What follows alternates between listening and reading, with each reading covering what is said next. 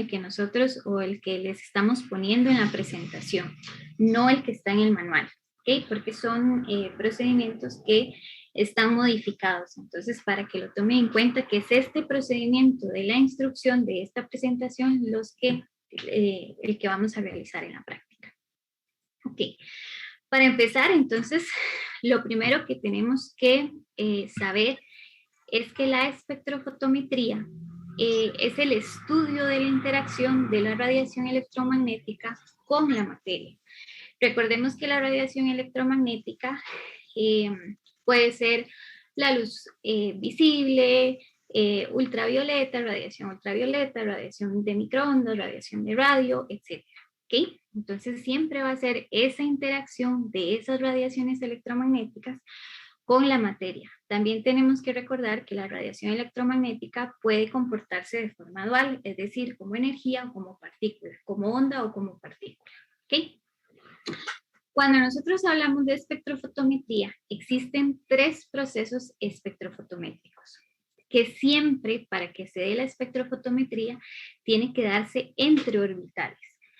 Entonces, recordemos que hablando en términos de átomos, nosotros vamos a tener los electrones en su estado basal, que van a estar en orbitales atómicos, y además vamos a tener orbitales que podemos conocer como orbitales antienlazantes. En el caso de que formen enlaces, ahorita se los explico más adelante. Pero en el caso de átomos, nosotros vamos a tener un orbital E1 en este caso y un orbital E2. ¿Qué quiere decir? Que para que se dé un proceso espectrofotométrico, un electrón debe absorber un fotón de energía. Recordemos que un fotón es un paquete discreto de energía que es cuantizado. Entonces, un electrón debe absorber un fotón de la cantidad específica de energía para lograr excitarse y subir a ese orbital, en este caso representado como E2.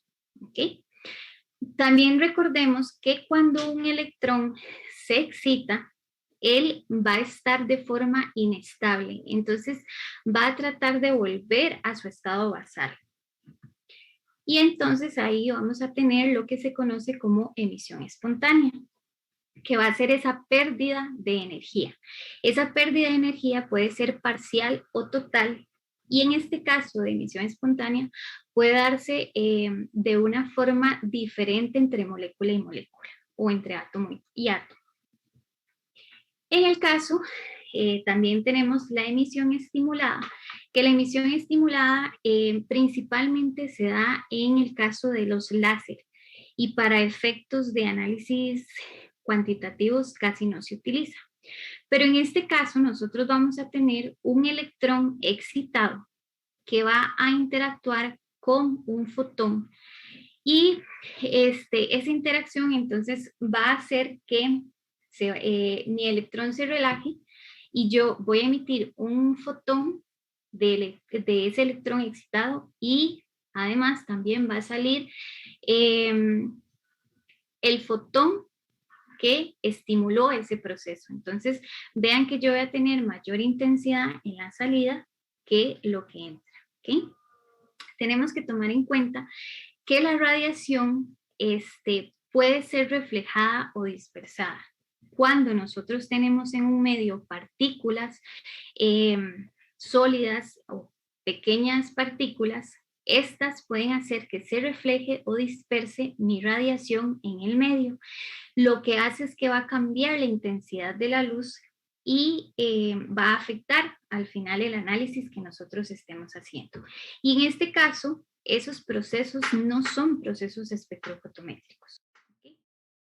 Chicos, si tienen alguna duda, me paran porque no estoy viendo el chat, entonces nada más me hablan. ¿Okay? Bien, cuando nosotros hablamos, bueno, eso era en términos de átomos. Cuando nosotros hablamos en términos de moléculas, debemos recordar que los enlaces en las moléculas están los enlaces simples, conocidos también como enlaces sigma, los enlaces dobles y triples, que están conocidos como enlaces pi. ¿ok? Y además también tenemos electrones no apareados, que esos electrones se van a conocer como eta o en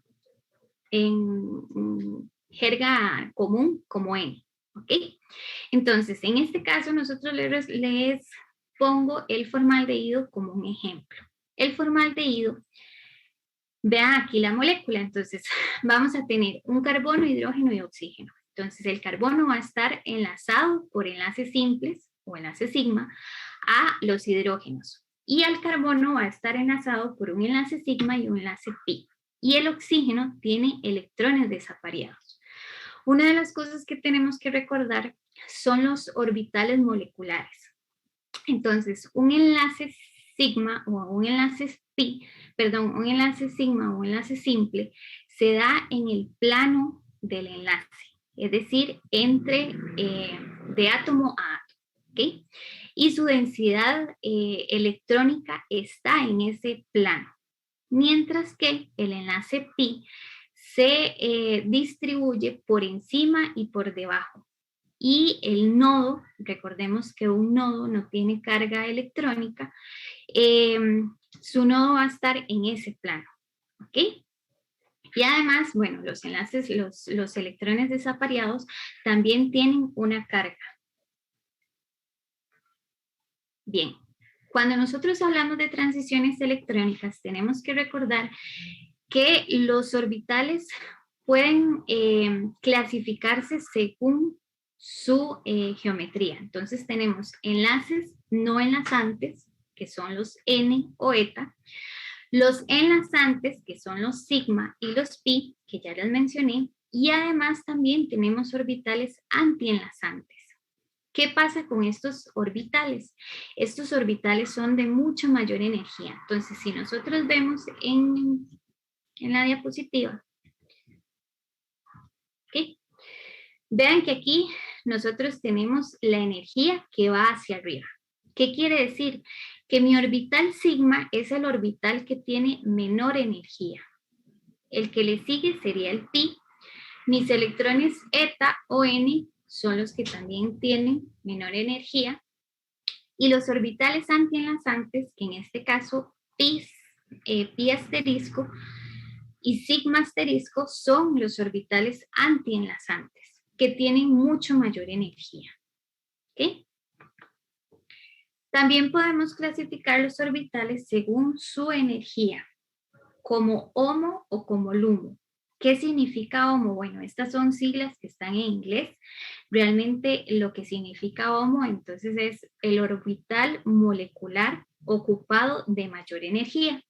Si nosotros lo vemos con respecto al formaldehído, nosotros teníamos enlace simple, enlaces pi y electrones desapareados.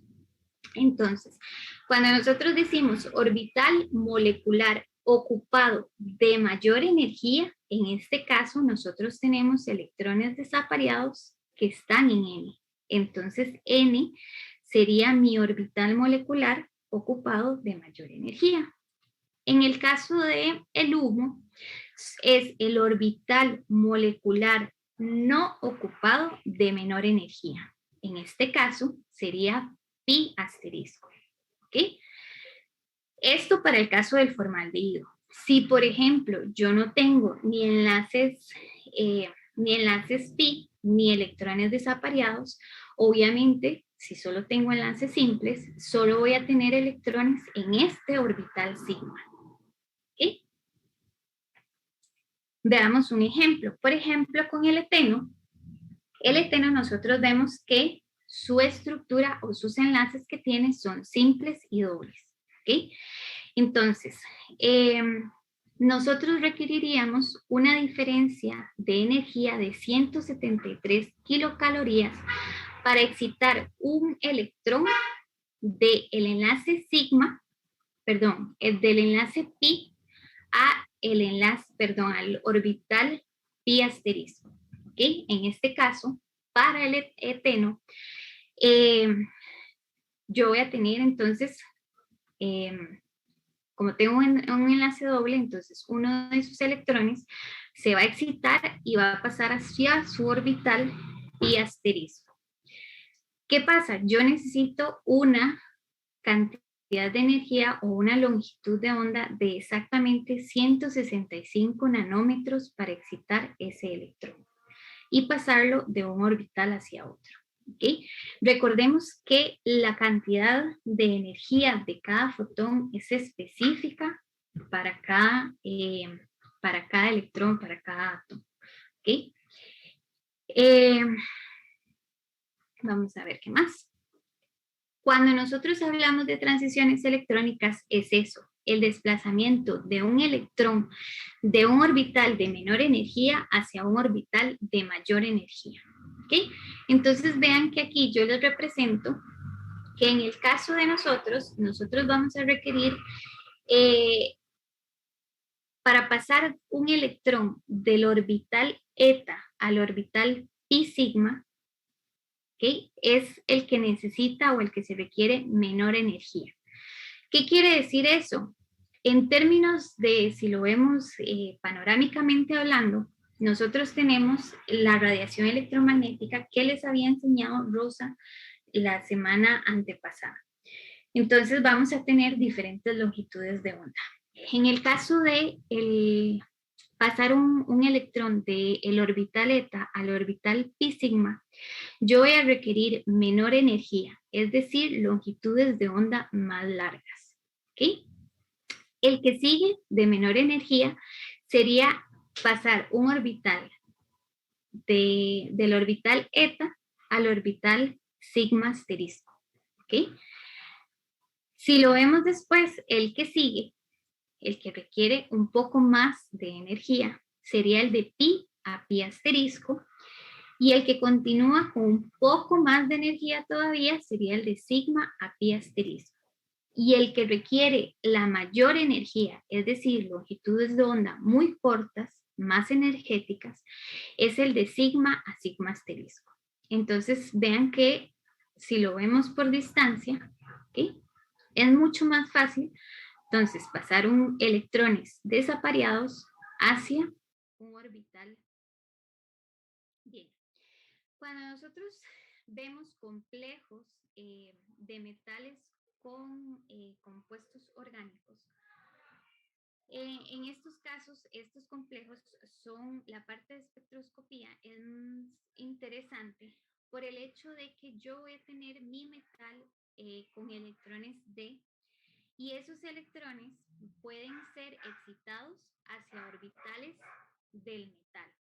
Pero como yo también tengo, en este caso, compuestos orgánicos y tengo enlaces pi, esos enlaces, electrones formando enlaces pi, esos electrones pueden ser excitados también hacia orbitales de ligando de mayor energía. Entonces, yo tengo, cuando nosotros hablamos de transferencia centrada en el ligando, lo que quiere decir es que estos electrones de ligando entonces pueden absorber energía para llegar a orbitales antienlazantes de mayor energía. Y en el caso del metal, yo voy a tener electrones que son del metal que pueden ser excitados, absorber energía, para pasar hacia orbitales de mayor energía. Pero lo que les digo de los complejos inorgánicos es que tienen una característica peculiar, y es que, por ejemplo, tienen lo que se conoce como transiciones de carga. ¿Qué quiere decir eso de transiciones de carga? Que, por ejemplo, los electrones de mi metal pueden excitarse y pasar hacia orbitales de ligando. Y en el caso de ligando, los electrones pueden ser excitados hacia los orbitales del metal. Entonces, esto es lo que se conoce como transición de carga metal ligando y transiciones de carga ligando metal. ¿Okay? Estas transiciones de carga son lo que permiten o normalmente son los responsables por el color de los complejos. Y esto fue lo que ustedes vieron con la ortofenantrolina y el hierro. Hablando en términos de moléculas orgánicas, nosotros vamos, bueno, ya les dije, tenemos orbitales enlazantes y antienlazantes, y estas son las transiciones que principalmente se dan cuando nosotros tenemos moléculas orgánicas. Entonces, exactamente, repasando un poquito lo que les dije hace 2 diapositivas atrás. Pasar un electrón de sigma a sigma asterisco, a sigma asterisco va a requerir muchísima energía, ¿ok? Pasar electrones desapareados hacia un orbital sigma asterisco requiere bastante energía, menos que la anterior, eso sí. ¿Qué son? O para que les quede claro esto de electrones desapareados, son todos aquellos electrones que están libres en una molécula. Por ejemplo, recuerden que el oxígeno normalmente él tiene 2 enlaces y 4 enlaces desapareados. Esos 4 enlaces desapareados son esos electrones que pueden excitarse, pueden absorber energía y pasar hacia esos orbitales superiores. ¿Okay? Por ejemplo, también está cloro, fósforo, nitrógeno, etc.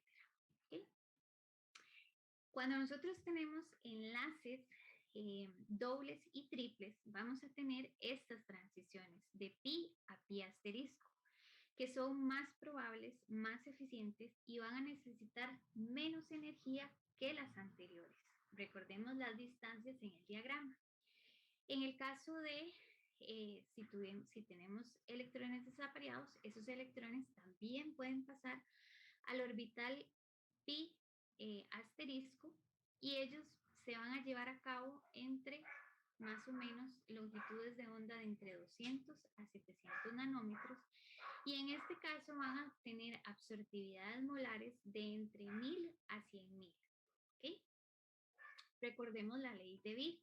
Cuando hablamos de la ley de Beer, nosotros tenemos que A va a ser igual a AB por C. ¿Okay?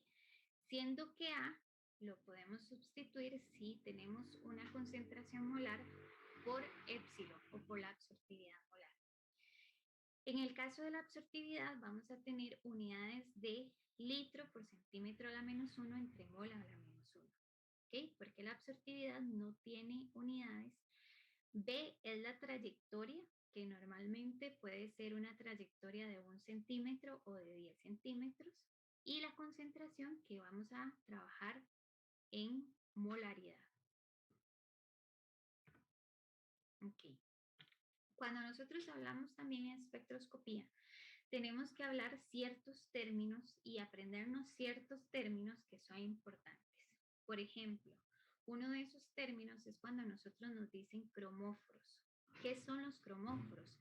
Son esos grupos que están presentes en una molécula que absorben radiación, es decir, que tienen esos, que se pueden excitar esos electrones hacia orbitales de mayor energía. ¿Okay? Y además, entonces, son esos grupos. Esos grupos, recordemos que cuando nosotros decimos que está conjugado, lo que quiere decir es que podemos tener enlace doble, vamos a tener un enlace doble, un enlace simple, un enlace doble. Y esos enlaces pueden conjugarse uno con respecto al otro. Cuando decimos que es un cromóforo no conjugado, puede ser que solo tengamos un enlace simple y un enlace doble, o un enlace simple y un enlace triple. ¿Ok? No hay esa conjugación, no puede haber como ese juego de esos cambios de electrones entre átomos. ¿Ok? ¿Qué pasa? Que cuando nosotros hablamos de cromóforos conjugados, nosotros vamos a disminuir esos orbitales, la energía de los orbitales, porque esa conjugación permite una mayor estabilización de esos orbitales y al disminuir la energía, entonces voy a requerir menor energía, por lo tanto, para excitar los electrones. Entonces, ahorita lo vamos con ejemplos.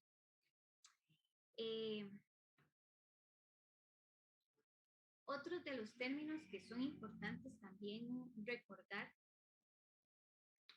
Cuando nosotros hablamos de desplazamientos espectrales, es porque en la molécula hay algún cambio que genera que el máximo de absorción se corra hacia longitudes más largas o hacia longitudes más cortas.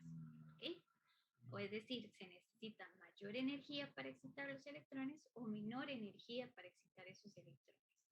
Entonces, cuando hablamos de desplazamientos espectrales, también tenemos que recordar estos términos. El término batocrómico, lo que se refiere es que esa intensidad de absorción se corre hacia longitudes de onda más largas, es decir, menos energéticas. El ipsocrómico lo que quiere decir es que mi máximo de absorción se va a correr hacia longitudes eh, más cortas, sí, más cortas y son más energéticas. Pero creo que en el batocrómico se los dije mal. El batocrómico entonces máximo de absorción se corre hacia longitudes más largas, menos energía. Ipsocrómico hacia longitudes más cortas, más energéticas. Sí, por aquello de que se me haya enredado.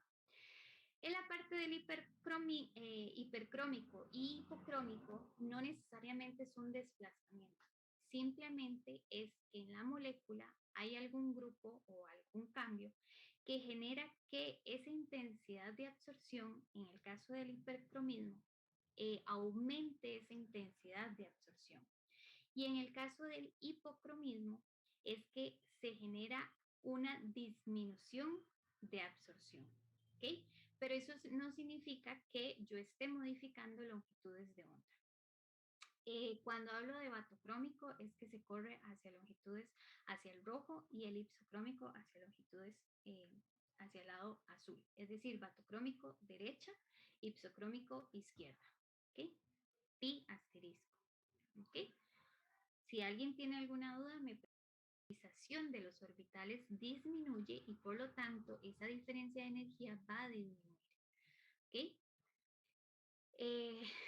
Y eso también provoca que yo tenga un desplazamiento batocrómico muy importante.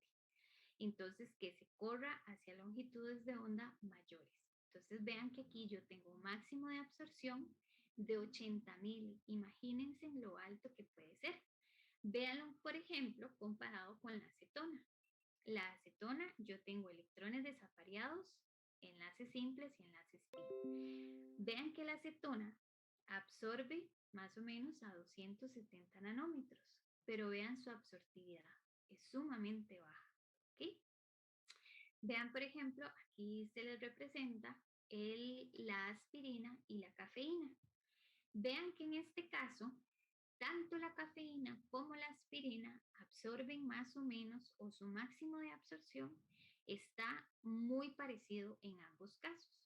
¿Qué pasa? Las dos se pueden analizar por ultravioleta, pero el detalle ahí es que si yo quiero analizar cafeína, tengo que asegurarme de que no tengo aspirina.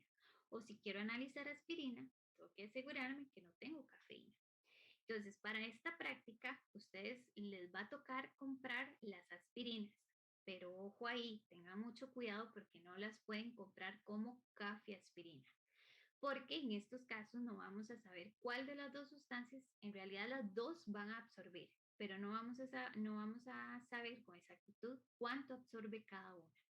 Entonces, cuando tenemos estos conflictos, lo que podemos hacer, como en el caso de nosotros, es que vamos a cambiar, vamos a hacerle modificaciones a la molécula para que absorba en otras longitudes de onda y no tener esas interferencias. ¿Okay? En el caso de los solventes, es súper importante que el solvente sea transparente a la radiación en el ámbito que nosotros vamos a realizar el análisis. ¿Por qué? Igual que la celda.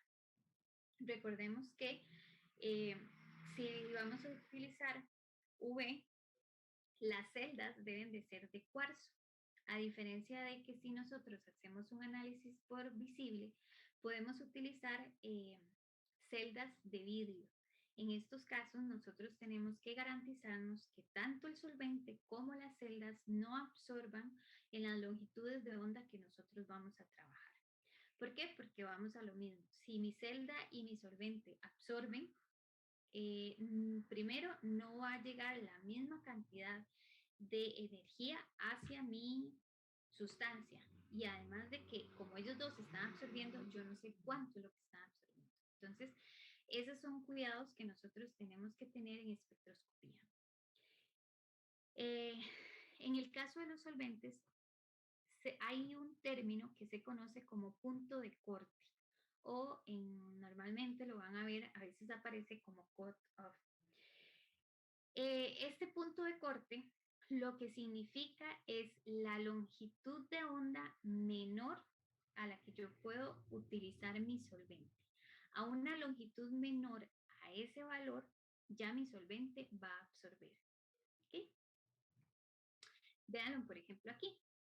Nosotros en este cuadro tenemos representados diferentes solventes que se pueden utilizar dependiendo de la matriz que vamos a hacer. Entonces, vean que en el caso del agua, la menor longitud de onda a la que podemos utilizarla es a 180. Es decir, si yo tuviera que hacer un análisis a 175 nanómetros, ya yo no puedo utilizar el agua como solvente, porque ya en esa longitud de onda el agua está absorbiendo. ¿Okay? Vean, por ejemplo, con la acetona. La acetona es muy utilizada también como solvente, pero vean que la acetona ya a una longitud menor de 330 va a absorber. Es decir, si yo quiero hacer un análisis a 250 nanómetros, ya yo no puedo utilizar la acetona, porque la acetona ya en esa longitud de onda está absorbiendo. Bien, con respecto al equipo que nosotros vamos a utilizar, esto ya lo van a ver en términos mucho más específicos, con más detalle en métodos instrumentales de análisis. Entonces aquí yo nada más les voy a dar una pincelada. Cuando nosotros tenemos un equipo, en este caso, bueno, les voy a explicar de forma muy general el de un solo vaso. Siempre vamos a necesitar una fuente de radiación. Esa fuente de radiación normalmente va a tener diferentes longitudes de onda, entonces nosotros vamos a necesitar un sistema monocromador, es decir, que me separe la longitud de onda que yo necesito para mi análisis. Entonces, eso puede ser, digamos, bueno, va a ser un selector de la longitud de onda. Esa longitud de onda específica va a pasar por la muestra. Recordemos que las longitudes de onda tienen una energía o un fotón con una cantidad de energía específica que es la que va a permitir la excitación de ese electrón hacia un orbital superior. Si yo aplico energías o cantidades de energía menor a lo que ese electrón necesita para llegar a un orbital superior, no va a lograr llegar a ese orbital superior, entonces simplemente no se va a excitar. Si yo utilizo una energía mayor de lo que necesita ese electrón simplemente va a caer por encima del orbital y no se va a excitar. Recordemos que nosotros estamos en un mundo cuantizado, entonces todo es como con cantidades exactas, ¿ok? Entonces, yo voy a seleccionar esa longitud de onda específica con esa energía necesaria para excitar mis electrones y mi muestra va a absorber y esa absorción va a llegar a un detector que me va a generar una señal. ¿Okay? Existen, eso es a un solo haz. Existen equipos que son de doble haz, o en realidad más bien lo que se hace es que yo tengo la fuente, ¿okay? Tengo mi filtro o mi monocromador para escoger esa longitud de onda específica y voy a tener un sistema que me va a separar mi haz que viene de la fuente, me lo va a separar en dos haces.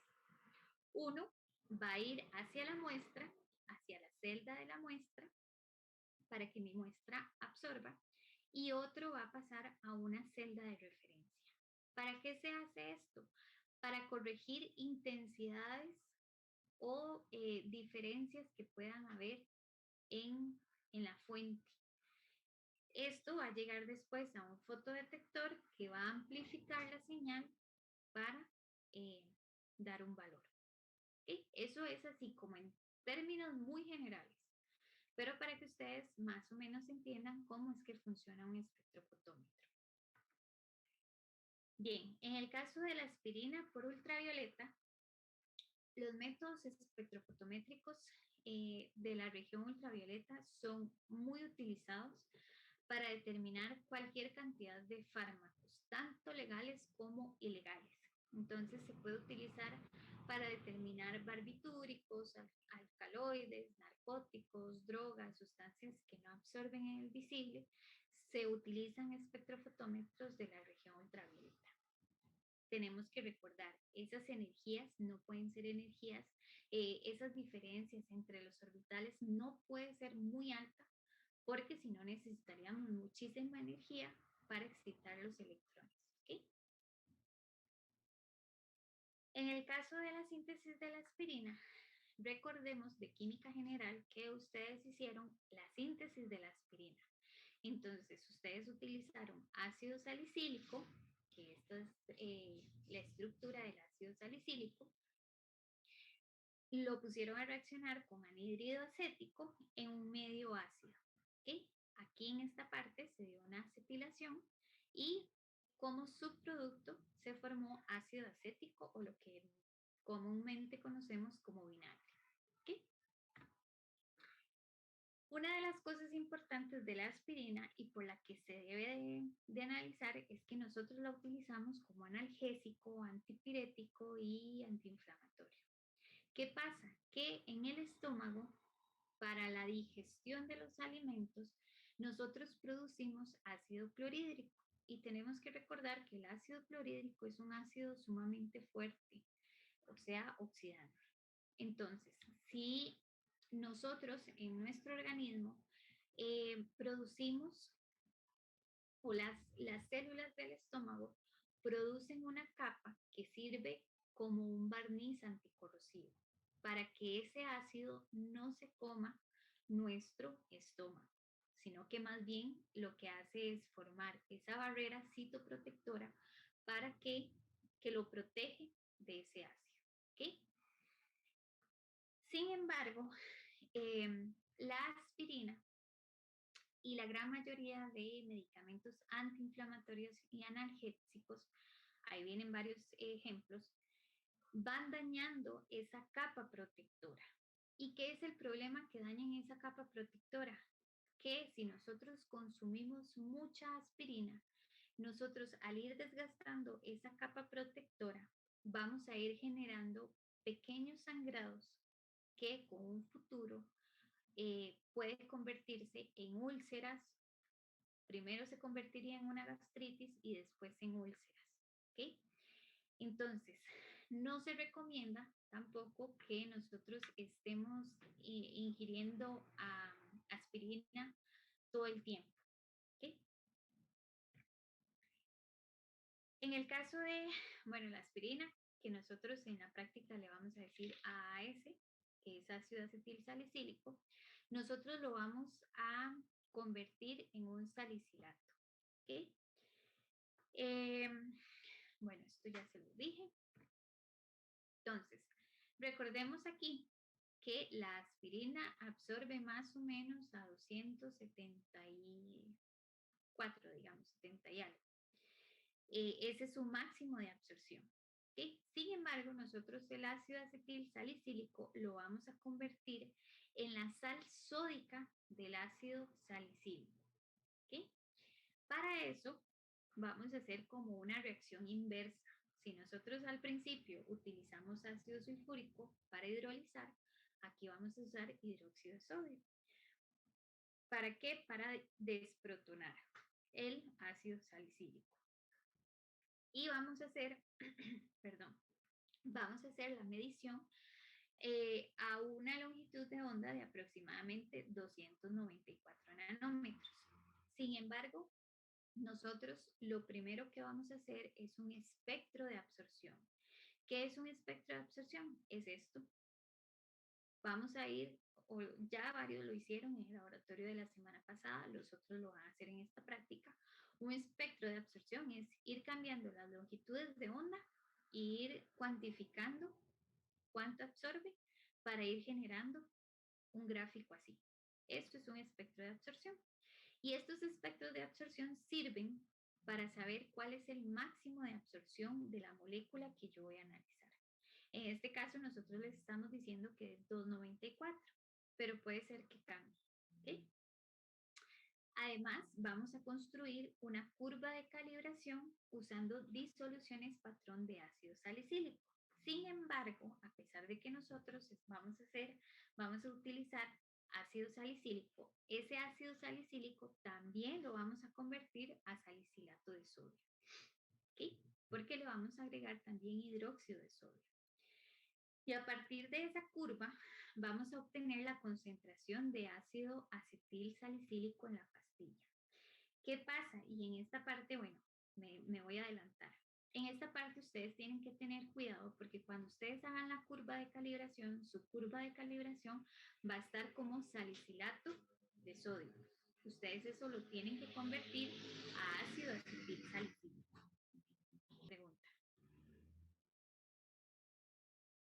Es entonces lo que les decía, la reacción inversa de la formación del ácido acetil salicílico.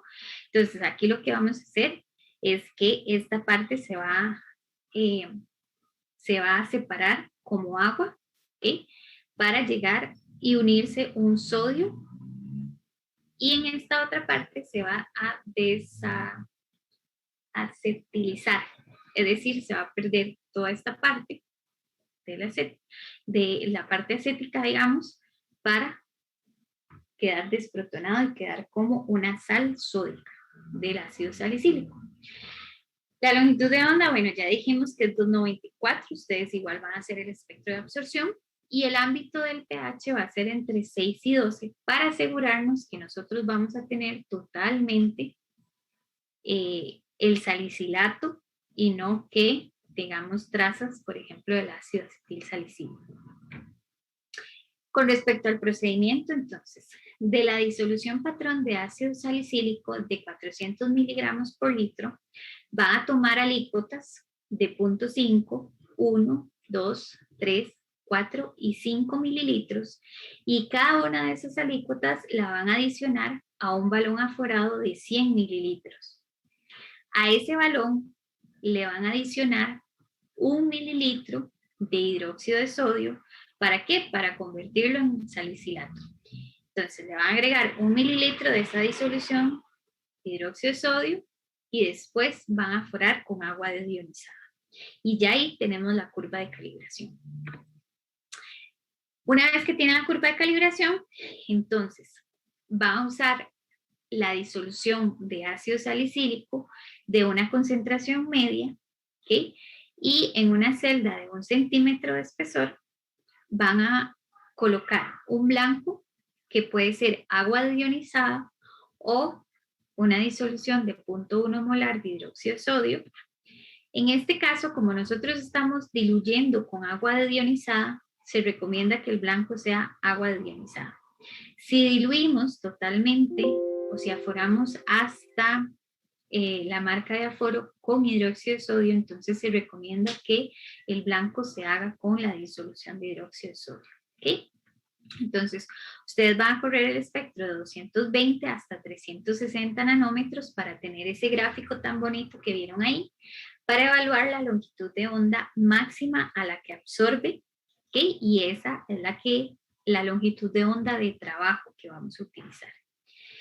Y entonces, escogen esa longitud de onda de máxima absorción para medir la curva y medir sus muestras.